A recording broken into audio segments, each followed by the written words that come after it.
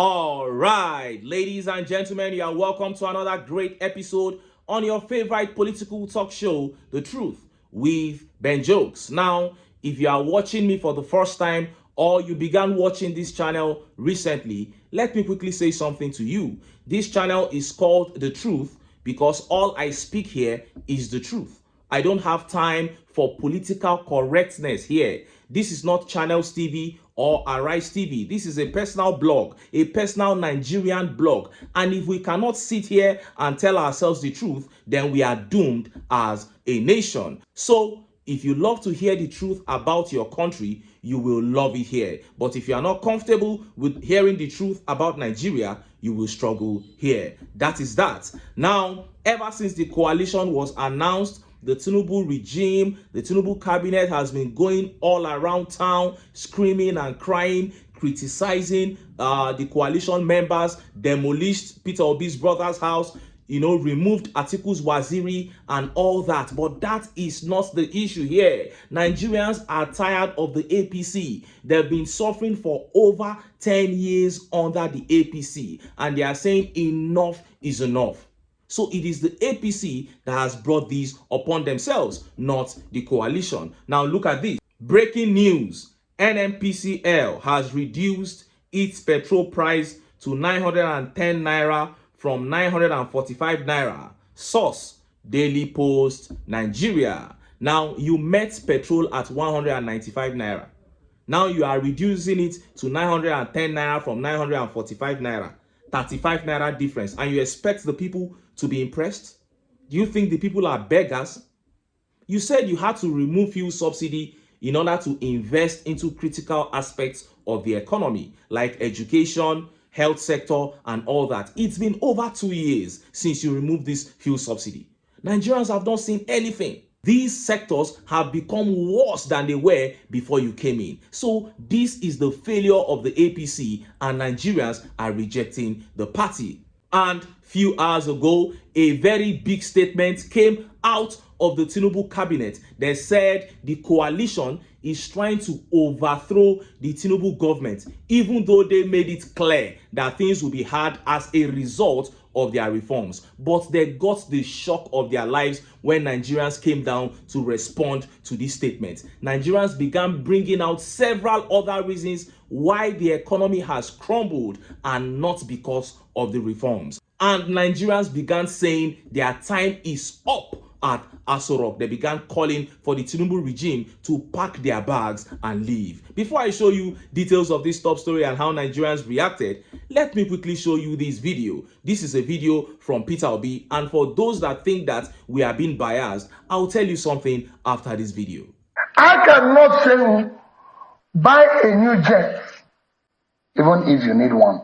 I don't need one. You don't need one because you can go to anywhere with that jet. I will never need one. You fly Airpeace, you fly Ghana, you fly here. Of course, baby. Say, I will not use 150 billion to buy a jet when 80% of our primary healthcare centers are not functioning. Even as against security protocols. Which security? You've been a governor, you know what it means. No, what do you mean? Security? That's what they tell.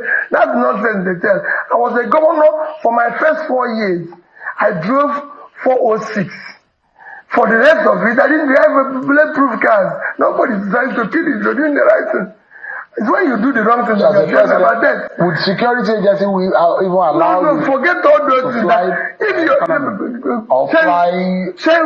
people are dying, you should be ready to die. That's the job you chose. Or you go back to your house and live quietly. The president should also be ready to die. You saw that. I will not be needing a private jet when 80% of our primary health structures have collapsed as a nation. So when people come out and say that we are being biased towards Peter Obi, that is not true. We are not being biased towards him. In the history of governors in Nigeria, we have not seen a single governor who has shown the kind of financial management that this man showed when he was governor of Anambra State. You don't expect us to just look away from all those things in the name of political correctness because we will sound as if we are taking sides. We should not say the truth. No. And ever since Obi contested elections in 2023 and they did all that they did, he didn't just go and sit down. Whenever there is any mishap in any region in Nigeria, whether it is a natural disaster or terrorist attack, who is the first politician to get there? Please let us put all these cards on the table. It's not just for you to sit down and say that some people are being biased towards somebody. Listen to the things we are saying. Let us be open-minded. I'm really trying to get us to be open-minded on this video today. Who is the person that has shown a better resume? Look at the money he left behind for the incoming governor when he was living in Anambra State. So when he tells, and he coupled all that with performance. In the area of health, he was rated best governor. In the area of education, he was rated best governor. What else do we want as a nation at a time like this? I don't see anyone else who is better for Nigeria than this man at this particular time in this country. And if you know any, drop his name in the comment section. Let's talk. The next video here talks about zoning in the coalition. A very important video. Let's take a look. Is that statement That how critical is their statement on zoning, to their success? It is very critical because that's what the major stakeholders in all the zones, they are not concerned really, if we must be honest, about Nigeria. They are concerned about how their group interests will be serviced. So you announce that there's a zoning. Remember, that's what cost, in my perspective, that's what cost Jonathan the presidency. They said, okay, this is zone to the north. Our man has passed. You've done 4 years after his own, and you need to return it. He wanted to go for another 4 years. Remember that 5 governors exited the party. What it tells you, and they left, and Jonathan lost by 2 million votes. Now, imagine, that means each governor produced less than 500 million extra votes. That election was there for Jonathan to win. The PDP was a bit lousy about it, but the point I'm making being, if 4 governors could exit a party just from the perception that this is not coming to our zone, it means that one of the most critical factors to consider is the zoning thing. You saw that. Now the speaker was talking about zoning within the coalition ADC. He believes that the ticket for the presidency should be zoned to the south for southerners to contest because it is the turn of the south. Now, if you recall, when the APC was formed, the coalition between ACN and CPC, Tinubu knew that it was the turn of northern Nigeria. So he did not even bother contesting in the primaries, as crooked as Tinubu is. He left it for Buhari. That was why the APC had a smooth sail to presidency. This is what the coalition should do. Now, in an ideal situation, the best candidate should always be picked regardless of where he's from. Even if the North has had 16 years and we are having an election and the best candidate is still from the North, he should be the one to get it. But you and I cannot sit here and deceive ourselves that Nigeria is an ideal situation. Nigeria is not an ideal situation. As much as we may speak against zoning, zoning is important in our country of today. And that is why the coalition will do well to follow it. And luckily for the coalition, the best candidate of the top 3 candidates is from the region that the ticket should be zoned to, which is the South. The best candidate of the 3 is from the South. And the man has said he is going to have just 4 years in office to honor the zoning policy. So what are we still waiting for? If not because of greed and personal ambitions, with due respect to everybody. So I think the coalition should just do the right thing so that they can just sail to the presidency, because we cannot afford another 4 years of the APC. And just as Nigerians were yet reacting to that, that update from Tinubu cabinet began making the rounds. The Tinubu cabinet is saying that the coalition wants to overthrow the Tinubu government, even though they had told Nigerians that they should be ready to suffer because of their policies. But Nigerians hit back at them in the most shocking of ways. Nigerians began listing other reasons why Nigerians are suffering, other reasons why the government is a fraud, and they began telling them that you should get ready to get out of Aso Rock come 2027. Look at how the papers reported it. Tinubu government to Nigerians. We have said our reforms won't be easy, but haters are planning to overthrow us. As Nigerians groan under excruciating economic hardship worsened by Bola Tinubu's reform policies, his special advisor on information and strategy, Bayo Onanuga, has turned to a 2022 warning by former Emir of Kano, Muhammadu Sanusi II, as a justification for the administration's painful decisions.